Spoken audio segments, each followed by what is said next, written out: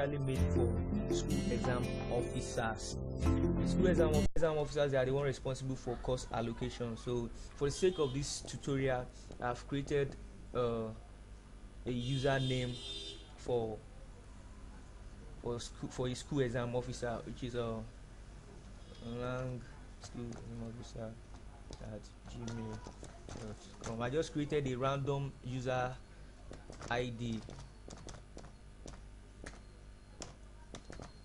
Just created a random one for the sake of the tutorial. And of course, the dashboard for the school exam officer is quite different from the others. As you can see, you have different options which you can work on. And now, to allocate courses or to allocate a course, what the school exam officer needs to do is just to click on this drop down, select section, select the level, 100 level, select semester, 4 semester, whichever semester you want to select. Then let's say you want to allocate courses to lecturers in Arabic. Then hold on to load the course code, and the course code, let's say Arab 111. Now it will bring a page where we have a list of the lecturers, their names. Now this lecturer is in what department? That's what this place is for. A lecturer might be in mathematics and can be taking can be allocated a course in computer. A lecturer can be in in mathematics and can be allocated a course to take in economics. So this drop down, it will show the department of the lecturer, which department does the lecturer belongs to. So that's what we have here. So let's say the lecturer that wants to take this course belongs to Arabic, or let's pick another department. Let's say the lecturer belongs to ISS, for instance. That's the lecturer's department, not the course he or she wants to take. That's his department. Now, by the time you click on the lecturer's name, normally if lecturers have been coming to register their names with us here in MRS, we should have their names listed here. So that's why we don't have any lecturer listed in this drop down. But let me go and pick another department where we have lecturers registered. Let's say the lecturer that wants to take this Arab 111, let's say the lecturer is in let's say PHE, for instance. Let's pick PHE now. Okay, okay, we don't have lecturers that have registered here too. Let's pick another department. Okay, let's try another department. Now let's pick a lecturer in pairs. I think I have some lecturer that has come to register pairs. now you see, I really like these people. I love them. They have come to register their names, and that's why we have a lot of people. Now let's say we want to allocate this Arab 111 to a lecturer that is in pairs, that is in department, and here's the name. Let's for instance, let's take Omolaya Clement. Let's pick Omolaya Clement now. He's in pairs department. So now Omolaya Clement has been allocated. He's in pairs department. Remember, we are Arabic is in languages, but I'm just trying to make an instance whereby a lecturer that doesn't belong to a department or a school is taking a course in another school. It happens like that. And when you select the change subject, of course it's Arabic, then you click on allocate. So that's how you allocate courses. Now it has been allocated. Now we want to pick another one. For instance, now I want to allocate a course to another lecturer. Now of course we have selected the session, the level, the semester. Let's say I want to allocate French now. It's another lecturer. I'm just taking this thing again for the sake of clarity. Now I select the course French 111 and to load the page. Now this the lecturer I want to pick, what department does the lecturer belongs to? we select it. Let's say the lecturer belongs to, because presently we do not have any lecturer has come to register with us, pardon me, to register with us in French. So let me pick another lecturer uh, in ECE, for instance. People have come from ECE to register with us, ECE. And let's load the lecturers. The lecturer, hold on. Now we have these people that they have come to register with us, but I won't select any of the names here. I won't select any of the names here, so as to avoid any confusion later on. So that's just how you do it. Then once you select a name here, you pick the teaching subject, of course French, then you click on allocate. That's about allocating courses. By the time you do this, you allocate the course here. Anytime the lecturer, this man in ECE whose name has been selected here, anytime he or she logs on to his own dashboard, he will see the course allocated to him there. Of course, the lecturer can be allocated more than 2 courses to take. Like the other time I allocated Arabic 111 to Mr. Clement, so I would do it again and go and select another course for him to take. I want to allocate another course to him. Let's say French, and French 111. Let it load the page. So now Mr. Clement is in PES department. Just for the sake of this tutorial, that's why we have Mr. Clement in PES department. So Omola Clement, then teaching subject, of course REre. Then we click on allocate. That's how you allocate courses to lecturers. Remember, a lecturer might be in another department taking a course in another department. That one is possible. A lecturer can be allocated more than 2 courses. A lecturer can be allocated just 1 course. It is okay. Now that's that about course allocation, and we have the lecturer's name, the course code, teaching subjects, and the rest here. Now another option to work on is course configuration. Course configuration, you select the academic session, the level,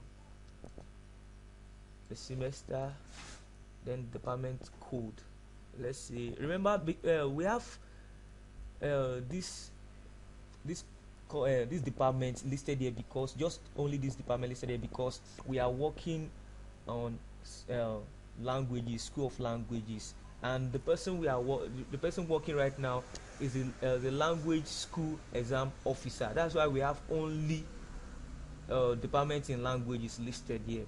So let's speak English for instance and say fetch course ENG.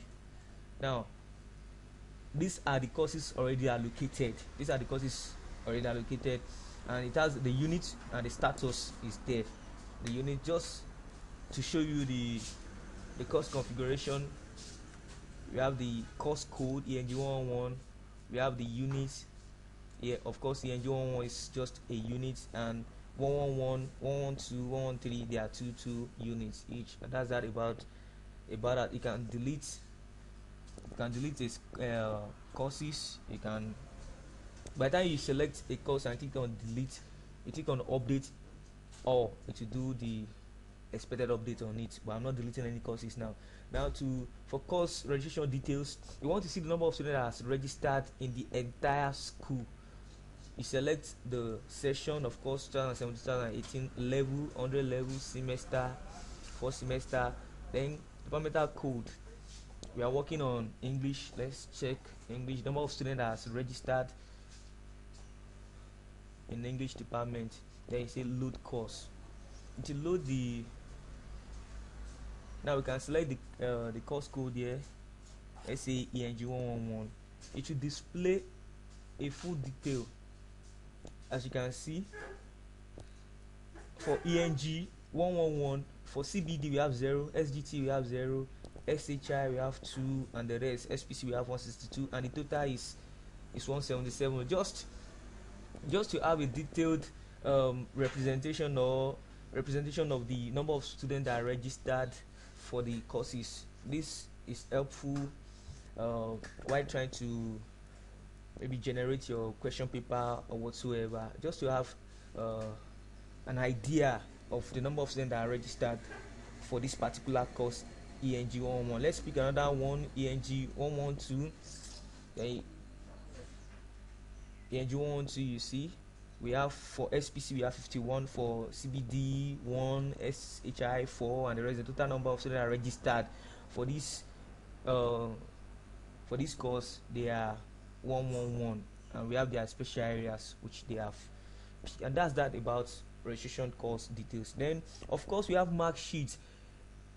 As we know, an exam officer, a school exam officer, can also allocate courses to himself or herself. An exam officer can allocate courses to himself or herself. He or she can be taking courses as well. So this mark sheet is for him or her. If let's say he allocated to himself ENG 111 and he wants to key in scores for his students, you click on this mark sheet. But presently, Mr. Language School Exam Officer didn't allocate courses to himself. That's why the mark sheet is not loading, and that's that about that. If he or she allocated courses to himself, once he clicks on this mark sheet, he will be able to work on his own mark sheets as well. The one I showed you, where lecturers can input scores and edit scores, export and import their scores which they did offline. He or she too will be able to do that, but presently he has not allocated courses to himself, so that's why the mark sheet is not loading. Then we have semester results, like we have in the results processing platform which we are using presently, where you can work with the semester results, sessional result, and final volume, or just like that. Once you click on the session, you click on the level, 100 level. I want to show you the semester result for ENG 111, which I worked on in the other video tutorial for lecturers. I will show you the semester results for it. Let me pick English special area SPC. Remember, that was what I worked on. Then teaching subjects is ENG. Once you click on load result, it will bring out the performance, the semester results of all the students that are registered for SPC. To show it, to display it. Of course, you can as well print it out for record purposes. Still loading.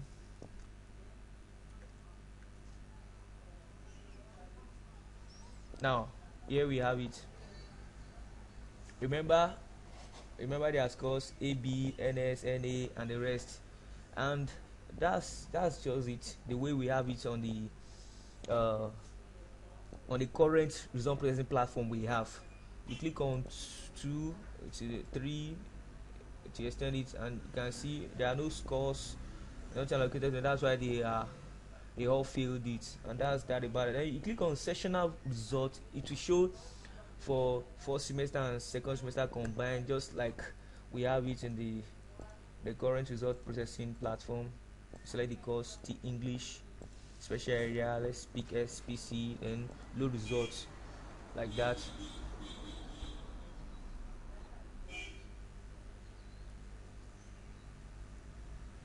It's taking a while to load.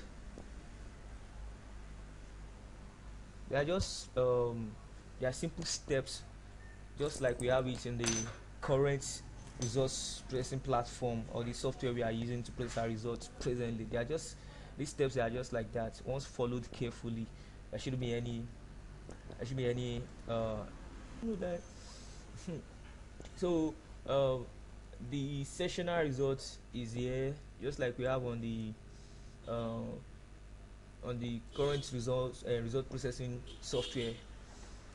We have is there the courses for the first semester and the courses for the second semester joined together, and the grading and everything, CGPA computation is done automatically. It's done by the system. You don't need to sit down with calculator or doing anything.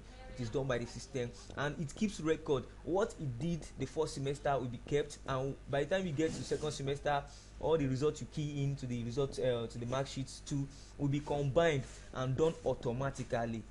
So That's that about that. And you can always print to have a record. You can print it to have a record. Then also the final volume or is there too. Then as well, you can always change your password once you feel like it's not secured enough. You can always change your password. And the logout option, that's that about that. There are simple steps to allocate courses. Just go to your dashboard, you pick the courses you want to allocate, you select the lecturer, and I think that's a major area where the exam officer actually works, where he or she allocates courses. Of course, you can allocate a course to more than 3 lecturers, and you can allocate courses to lecturers that are not even in that department. What I'm saying is, a lecturer might be in mathematics and be allocated courses to take in computer science. A lecturer can be in biology and can be allocated courses to take in agri department. So that's that about that. So I thank you for watching. Have a lovely day.